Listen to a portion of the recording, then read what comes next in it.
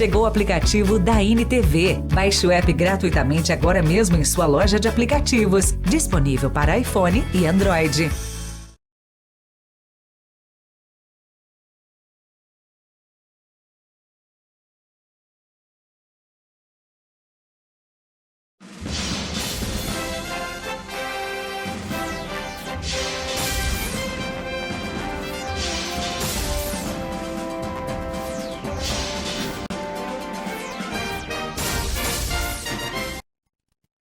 Olá, seja muito bem-vindo. A partir de agora a gente começa mais uma edição do programa Opinião Regional. Eu sou Matheus Borges e é com a sua licença que eu peço para entrar na sua casa, no seu trabalho, onde quer que o sinal da NTV esteja chegando a partir de agora. David Bala está de folga hoje e me deu a missão de estar aqui representando ele nesta edição. E você sabe, né? Eu faço questão que você que está em casa participe comigo através do 99947 4515 3821-4488. Fique à vontade para mandar a sua pergunta, os seus questionamentos. Afinal de contas, o programa Opinião Regional ele é feito para você. Fica comigo então, porque aqui no estúdio já está a doutora Kátia Andrade. Doutora, boa noite, bem-vinda ao nosso programa. Boa noite, Matheus, e novamente, muito obrigada pelo convite. Nós que agradecemos. Já até brinquei com a senhora. Bateu o ponto? Hoje, 6 horas da tarde, eu estava aqui, gente. Que é sempre muito bom ter profissionais assim como a senhora com a gente. Já começo falando desse nosso tema de hoje, que hoje a gente vai falar sobre trabalho doméstico. Para algumas pessoas pode ser até mesmo um tema simples, mas muito pelo contrário.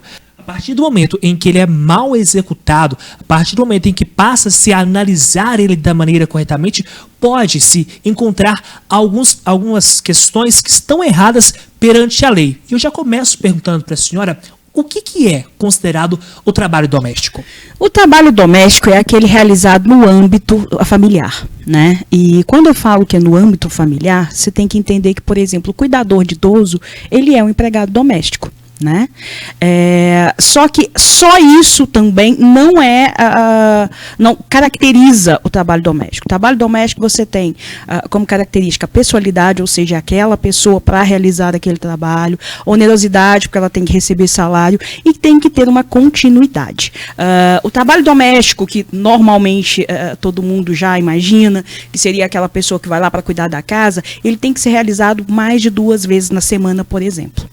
Tá certo, eu até anotei aqui na minha ficha, doutora, porque tem, de acordo com o Instituto Brasileiro de Geografia e Estatística, até o final de 2021, 325 mil profissionais do setor do trabalho doméstico na Bahia não tinham carteira assinada, o que representa 85% do total, que é 381 mil pessoas. Qual que é a importância de se formalizar o trabalho doméstico?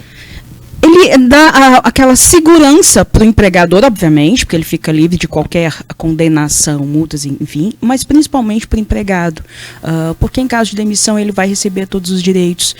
Para aposentar, aquele tempo, né, vai ser contado como tempo de serviço, contribuição, inclusive para aposentadoria. E óbvio, principalmente, né, quando, em caso de demissão, por exemplo, ele vai receber o FGTS, vai receber o seguro-desemprego, aqueles direitos básicos do trabalhador. Né? Por isso a importância da anotação da carteira. E assim, infelizmente, no âmbito, né, do trabalho doméstico, é muito comum sim as pessoas não anotarem a carteira.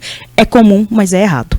Isso que eu ia perguntar agora para a senhora, porque algumas vezes a gente ouve falar, por exemplo, vai em tal lugar, faz faxina 2 vezes por semana e a gente vai te pagar X% ou tantos reais. Isso é errado perante a lei? Na verdade, até 2 vezes por semana, a pessoa ainda pode ser caracterizada como diarista. Né? Então ela vai lá 2 vezes por semana e não caracteriza o vínculo empregatício.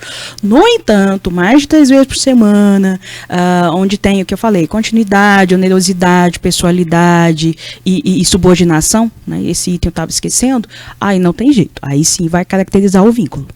Doutora, acontece que em alguns momentos não acontece esse vínculo e a gente já viu aí por diversas vezes, por exemplo, a gente tem a história da Madalena Gordiano aqui em Patos de Minas, que ela trabalhava, tinha condições análogas à escravidão e muitas pessoas falavam, não, a Madalena ela é considerada como da família. Esse argumento, ele judicialmente, ele é usado muitas das vezes pela pessoa que está sendo acusada. Não, fulano é considerado da família? Sim, infelizmente, você está citando o caso da Madalena, que é um caso que aconteceu na nossa cidade. Mas nos últimos dias, o caso que está em voga, que está todo mundo discutindo, é o caso da mulher da casa abandonada, que é um podcast da Folha de São Paulo, que é uma história similar ao que aconteceu em Patos. Enfim, no caso, o trabalho análogo à escravidão, no caso, aconteceu nos Estados Unidos através de um casal de brasileiros praticou esse crime contra uma brasileira. Enfim, a desculpa que eles deram foi a mesma. Porque ela era como se fosse da família. Só que esse como se fosse da família, o que foi? Foi a mãe do casal que, por exemplo, presenteou, entre aspas, o casal como empregada doméstica. E isso acontece, infelizmente, com uma certa frequência. Eu estava lendo que só esse ano foram resgatadas 500 pessoas em situação análoga à escravidão. Né? Eu não sei te pontuar, por exemplo, quantas realmente são de trabalho doméstico, mas é fato que 92% das pessoas que foram resgatadas nessa situação no âmbito doméstico são mulheres, né? E isso já saindo da seara jurídica e pedindo licença, inclusive, aos professores de História e Sociologia, isso tem muito a ver com a nossa educação e questão cultural, né? Principalmente Minas Gerais, que foi o estado que mais resgatou pessoas, né, nesse tipo de situação, a gente tem uma cultura escravagista ainda enraizada, né? Eu tenho certeza que não foi por maldade, que muita gente pode ter visto a Madalena naquela situação, mas nunca ter imaginado que ela estava passando por aquilo por achar a situação normal, quando não é normal, né? Doutora, e aí que tá? Como que faz para identificar? Por exemplo, tem alguém agora assistindo a gente serve aqui como prestador de serviço para quem tem em casa. Como é que faz para identificar? Tem sinais? Porque algumas vezes a vítima ela demora a contar, né, que está sendo vítima de determinada ação. E muito provavelmente, costumeiramente, essas vítimas, elas já estão condicionadas, elas já acreditam que aquela é a vida delas e que não vai mudar e ok, foi aquilo que meio que, entre aspas, Deus reservou para elas. Por isso que elas acabam contando aos poucos, né? Eu estou falando isso porque, por exemplo, nós tivemos também o caso, acho que salvo engano, na Bahia, de uma senhora, uma senhora bem de idade mesmo. Madalena também, né? Acho que ela estava mais de 60 anos, e ela claramente acreditava que aquilo era o destino dela, né? Mas sobre identificar, a gente tem que entender o seguinte, quando eu falo que o trabalho tem que ser oneroso, ele tem que ser um trabalho ele tem que ter um salário digno. Então, por exemplo, não adianta a pessoa estar trabalhando lá, né, no caso, no âmbito familiar, mas quanto que ela recebe? 100, 200 reais? Não, isso é trabalho análogo à escravidão. Ela não pode, por exemplo, sair de casa, ou tem a locomoção dela limitada, só pode ir até tal lugar. Isso também é uma característica. Ela recebe ordens, enfim, ela tem uma vida limitada, né? Ela tem uma jornada de trabalho extenuante, ou seja, é uma jornada de trabalho indigna que pode prejudicar, inclusive, a saúde dela, né? Do tanto que trabalha. Então, isso também é uma característica de trabalho análogo à escravidão. Então, assim, são pontos, eu sei que é até difícil a gente identificar no primeiro momento, porque a gente está falando de uma seara muito íntima, que é o âmbito da família, né? Porque não ser uma pessoa que conviva, que frequente a casa, muito provavelmente vai ter dificuldade em apontar, mas ela vive assim, vive assado. Mas, infelizmente, a gente tem que prestar atenção nesses pontos, porque é a partir daí que a gente consegue apontar se é ou não um trabalho análogo à escravidão, que seria a nossa, infelizmente, escravidão moderna. Doutora Kátia, pegando justamente esse gancho, quando a pessoa ela passa pela situação em que ela está vivendo uma condição análoga à escravidão, o trabalho doméstico não segue as regras judiciais trabalhistas, e há pessoas que sabem daquela situação, mas não denunciam. Essas pessoas, elas acabam compactuando também com a situação, judicialmente falando?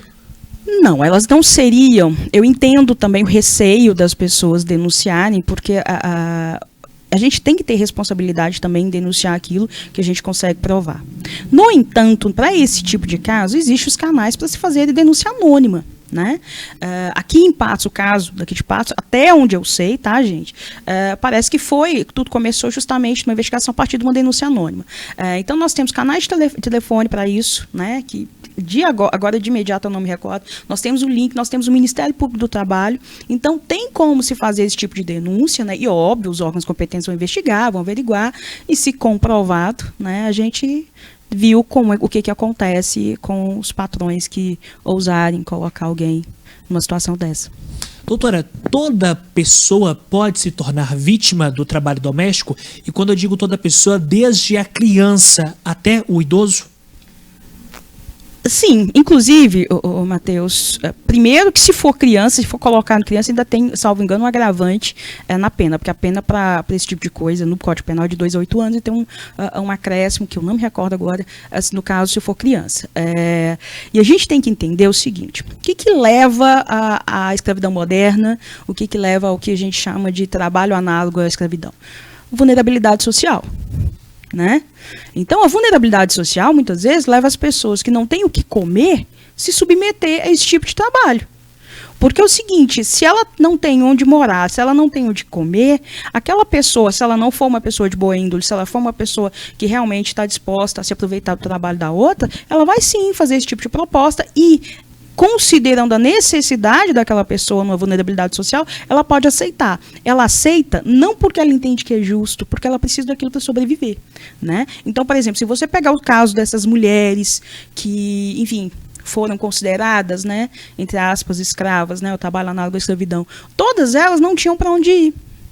A maioria não tem sequer, quase todas não têm sequer escolaridade. Então, não vendo uma outra opção na vida, o que elas fazem? Olha, é isso que me restou, entendeu?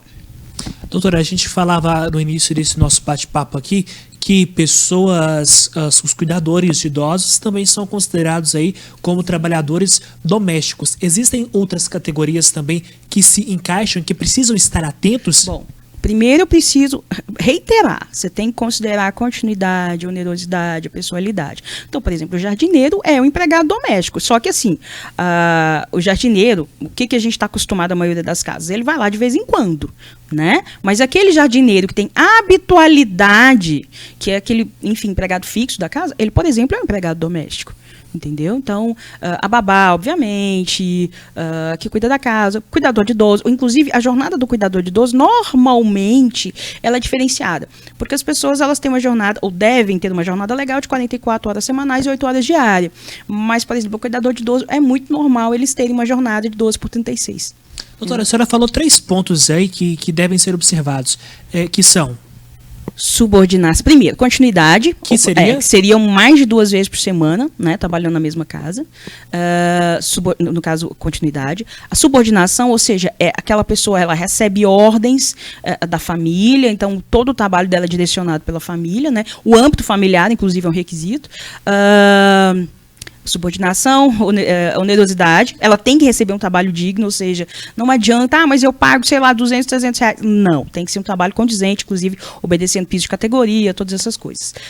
E pessoalidade, porque, por exemplo, eu estou contratando o Matheus. Então, não me serve se vir outra pessoa no lugar dele. Tem que ser você. Então, a pessoalidade, ela é importante. E isso para a gente configurar o vínculo empregatício, né? Agora, para configurar o trabalho escravo, tem que ter todas essas características, né? E o empregado tem que ser colocado numa situação degradante. Né? Então, mas ela dorme no quartinho da empregada, mas se você vai lá ver como é o quartinho da empregada, é um ambiente inóspito, é um ambiente totalmente inadequado para qualquer ser humano viver, né? Mas eu acabei de falar do salário, mas eu pago 200 reais para ela. Não, 200 reais não é um salário. Mas ela pode ir aonde ela quiser. O ir aonde ela quiser, até na esquina, ela não pode ir mais do que ali. Então, isso tudo tem que ser observado. Tá certo, doutora Kátia Andrade aqui com a gente, você que está em casa pode continuar participando. Nós estamos falando sobre trabalho doméstico, tudo o que se engloba dentro do trabalho doméstico e o que deve ser observado. Você que está em casa pode continuar participando com a gente através do 99947-4515, 3821-4488. Fique à vontade para fazer a sua pergunta. Caso não queira se identificar, não tem problema, a doutora Kátia está aqui para esclarecer todas as dúvidas. A gente vai fazer um rápido intervalo e já a gente volta com mais opinião regional para você. Notícias, informações, entretenimento. Nós já estamos de volta ao vivo com o programa Opinião Regional. Você que tem em casa pode continuar participando com a gente. 99947-4515, 3821-4488. Fique à vontade. Vão aparecendo aqui ao longo do nosso programa para você. Bom, a doutora Kátia Andrade, ela continua aqui comigo porque nós estamos falando sobre trabalho doméstico. Doutora, em algumas situações, em alguns casos, nós já vimos a seguinte história. A determinada pessoa que é mantida no trabalho análogo à escravidão, é mantida presa ali naquele trabalho doméstico, ela acaba aposentando. No entanto, esse dinheiro não vai para essa pessoa, não vai para a vítima. Se é patrão, sim que eu posso falar, por favor me corrija, ele é quem tem posse desse dinheiro. Isso acontece? Se acontece, não pode acontecer, Não pode. porque é crime. Ele está se apropriando indevidamente de uma remuneração que não é dele, né? No caso de um benefício que não é dele. Então, em hipótese alguma, né? Isso considerando o vínculo, ou, enfim, que eu imagino até que exemplo você Sim. tomou para me fazer essa pergunta, isso não pode acontecer. Doutora, acontecendo, o que pode acontecer com essa pessoa dessa posse indevida? Considerando que nós estamos falando de trabalho análogo à escravidão, além dele responder, né, criminalmente por colocar alguém em situação análoga à escravidão, ele também vai responder por apropriação indébita. Doutora, eu tenho que aproveitar a senhora aqui, nosso tempo infelizmente está acabando, mas rapidamente para a gente dar uma pincelada naquele caso da Casa da Mulher Abandonada. A Mulher da Casa Abandonada. Isso, Que é um que podcast é- da Folha de São Paulo. Isso, esse podcast que ganhou grande proporção. Inclusive, essa mulher que está lá hoje, acho que em São Paulo, em que ela está, onde tem toda aquela polêmica envolvendo ela. Nesse caso, ele se diferencia de outros trabalhos ou ela, no caso, é a pessoa acusada de manter outras pessoas em situação análoga à escravidão e manter em situações precárias? Não, eu ouvi o podcast, né? Então, ela só é acusada, só, entre aspas, de uma senhora, que graças a Deus, inclusive, está viva nos Estados Unidos. O crime já prescreveu, tanto no Brasil, salvo engano, também, aliás, também na legislação americana. Então, não adianta nós querermos condená-la, né, legalmente, porque isso não vai acontecer, né? Mas até onde se sabe, ela só escravizou, entre aspas, só uma mulher. Sabendo disso, doutora, aqui no Brasil, quais são as penas que uma pessoa pode sofrer caso seja enquadrada em uma situação como essa que a gente vai falando durante todo o nosso programa? Bom, a gente está falando no âmbito trabalhista, ela vai responder, ela vai ser condenada a pagar todas as verbas trabalhistas, obedecendo não, Compreendo. tomando por base os últimos 5 anos, porque também existe também o prazo prescricional no direito do trabalho, tem indenização por dano moral também, que ela tem que pagar, né? E no âmbito criminal, né, o crime é, salvo engano, o artigo 149 do Código Penal, e a pena de reclusão é de 2 a 8 anos, e se tiver agravantes, ainda tem alguns acréscimos nessa pena. Não é uma pena alta, se nós considerarmos, e isso eu estou falando na condição de alguém que ama os animais, ama, mas se você maltratar os animais, a pena, salvo engano, é até 5 anos, ou seja, uma pena mais ou menos equiparada. Então não é uma pena que a gente considere justa para quem deixa uma pessoa, né, durante anos numa situação análoga à escravidão. Todas as pessoas são presas, doutora? Ou existe um tipo de fiança, existe uma coisa de flagrante? Como é que funciona isso? Olha, a gente tem que obedecer o devido processo legal, né? Então, por exemplo, reclusão, então elas vão ser presas e tudo, se chegar na última instância e serem condenadas. Mas aí cabe do juiz analisar cada caso e verificar se é caso, sim, se a flagrância ela, determina que ele seja preso de imediato, né, em razão de determinadas circunstâncias, ou se vamos esperar o trânsito em julgado da sentença na esfera criminal para que essa pessoa cumpra a pena dela.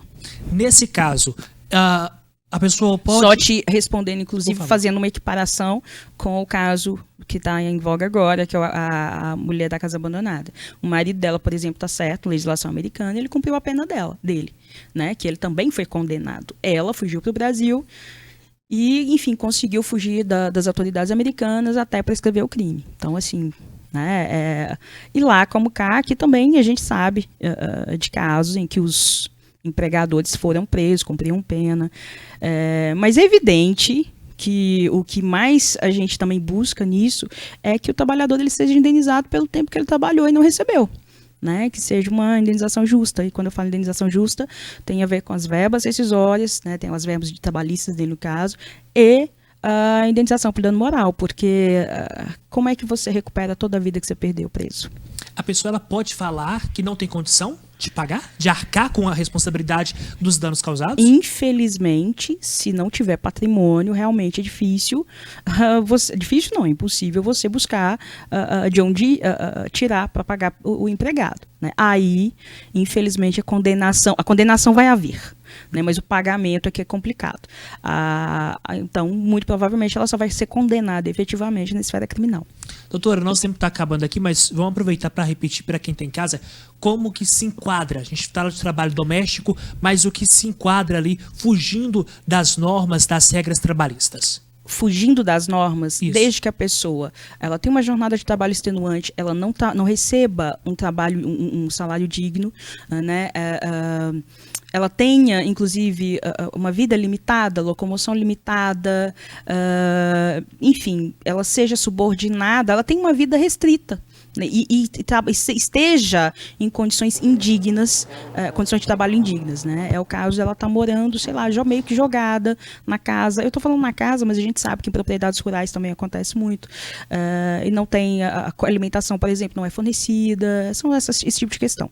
Desde que ela não seja fornecida a ela condições de trabalho dignas, então já configura o trabalho análogo à escravidão.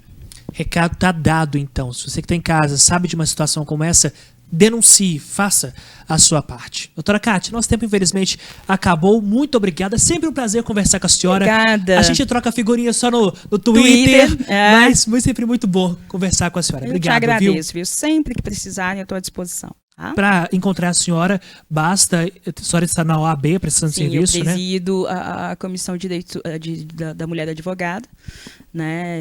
Enfim, e também presido o Conselho Municipal de Direito da Mulher. E faz um trabalho brilhante em Patos. Obrigado, doutora. Eu que agradeço. Bom, gente, nós vamos ficando por aqui. Na próxima sexta-feira, David Bala está de volta